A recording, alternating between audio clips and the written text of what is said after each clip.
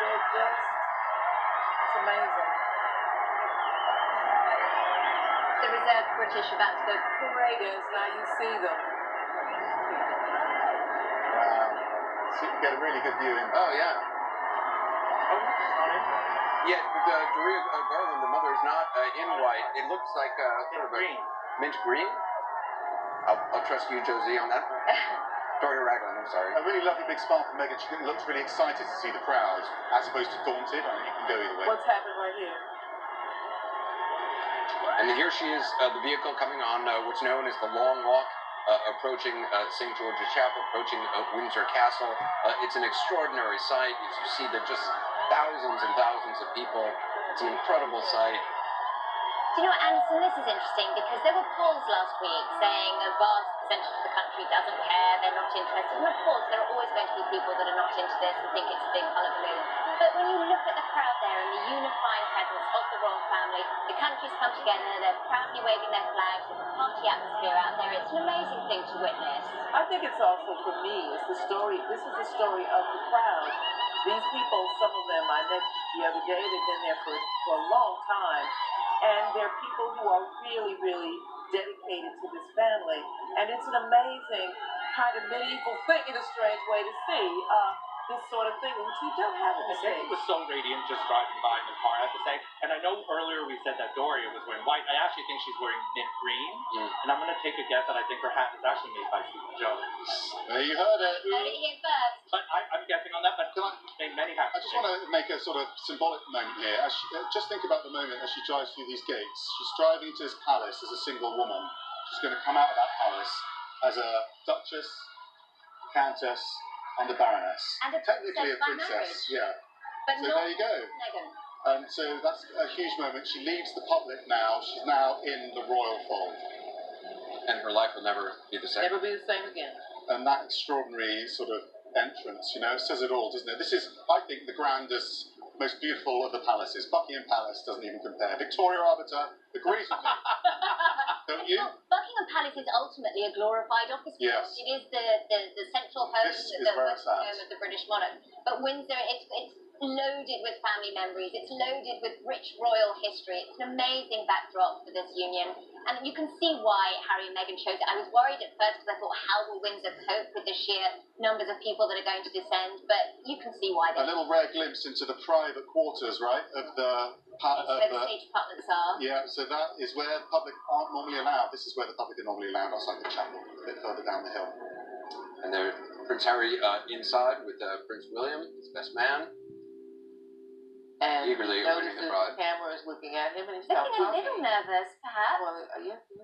These two are, I mean, just to have, I think there's such, throughout this country, throughout Great Britain, I mean, the people have grown up, I'm watching these two men grow up. There's a tremendous affection for these two men. I really think they both embody the best qualities of both parents. Diana gave them the common touch. She introduced them to a world that's not as privileged as theirs, to make them understand the position that they hold. She took them to the high street and did theme parks and fast food restaurants. Charles gave them the other side, the rich country life they both enjoy, conservation, fishing. They're really a sort of even match of both parents, and they share a tight bond because, as Max is saying, Kate and Meghan are the only two that know what it's like to be them. These are the only two to know what it's like to have experienced everything they Let's have. just describe the geography here. This is where Meghan will walk in from the nave into the choir, and Harry and William are up there on the right near the altar.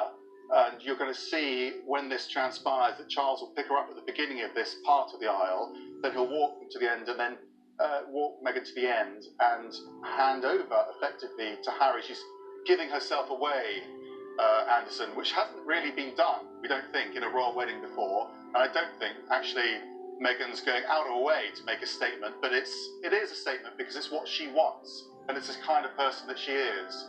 And these two guys, imagine the chats, the nerves. And St. George's Chapel is where Harry was baptized. Yes, it is. Yes, it is. It's where he was christened. There's a lot of rich family history in here, and of course, close family members in recent years that have been interred here. So the Queen's parents, her grandparents, her great-grandparents, the ashes of her sister, Princess Margaret.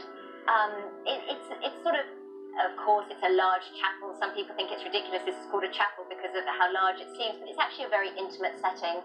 And it feels very intimate for this family wedding, albeit one shared with the entire planet. Also, the bond between these two brothers.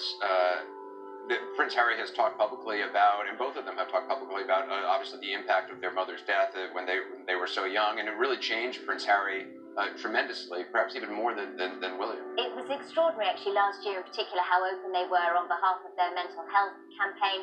And Harry said it was William that encouraged him to go and seek counselling. And the fact that Harry shared those deeply personal stories, we hadn't seen royals speak about themselves that intimately before. But of course, if a person that's struggling themselves with a mental health issue can see that Prince Harry struggled, that suddenly takes away the taboo. It makes it okay for them to go and seek guidance. It's interesting seeing them as well in these military uniforms, because Harry's spoken about, you know, both of them are deeply wedded to the military, but William wasn't allowed to the front lines and Harry was, because, you know, ultimately he's the spare heir, he's not the direct line.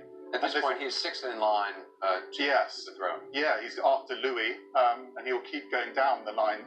But what I will say is, what you've got here, I would call it a co-monarchy going ahead. And I know that's quite a bold thing to say, but they're slimming down the monarchy to just those two. And there's a deal between them that Harry will support William in something that he feels is a huge burden, but he's going to do it. So this isn't just the number two to him. This is, you know, the monarchy going forward. It's going to have a huge influence, and off the back of that, Meghan will too. We believe this is Prince Charles and the Duchess of Cornwall arriving. And it's interesting that Prince Charles will take Meghan through that last part of the aisle, and I was asking questions about that last night to his people, about the symbolism there, and they said very simply, it's him welcoming her into the royal family, because it's a hallowed place, the choir. And the royal family will be sitting there, and he's going to take her in. And that's an honour for both of them. I think they both see it that way. I think it's a really beautiful way as well to show the royal family. Oh, that's Meghan Markle's... There's her mother. Her mother. You were right. Beautiful, mint green. Pale mint green. Pale green. There's been criticism. Meghan has faced some horrendous vitriol and abuse, and people saying that she shouldn't be marrying into the royal family. But I think Charles walking her in, you get no finer seal of approval than that, of how much the royal family are keen to welcome her in. I think they love that she's hit the ground running and got to take part in so many engagements already. So now we know the order, you know, where Miss Ragland is in there. We now know that the order will be that Charles and Camilla will go in next. Then it'll be the Queen and Philip. Then it'll be Meghan and two page boys, and then behind her will be cars with the other page boys and flower girls and their mothers, including the Duchess of Cambridge. Pretty tricky job. Chaos reigns. Chaos reigns. I can tell you, there have been a couple of rehearsals, and none of them have worked because of the kids. I've known Have you seen Charles. a 2-year-old climb up 20 steps beforehand? I have not. I'm looking forward to it. I've met Charles a couple of times through the Princess Trust, and the fact that he's walking her down Is the the Duchess aisle of Cornwall? doesn't surprise me at all. Over to Joe. What do you think? I think she was fabulous. Look at that hat. There's such a love for Camilla, I think. Well, I'm glad you say that, Joe, because a lot of people are quite critical, and understandably, considering the narrative. But I spent a lot of time with her. I spent time with her at Balmoral. I did her first TV interview. And it doesn't come across on TV, but she's got an amazing charisma. And she's the one royal that will come up to the press pack and say hi and give a photographer. There's the Queen. Right, yeah. Is she in green or red?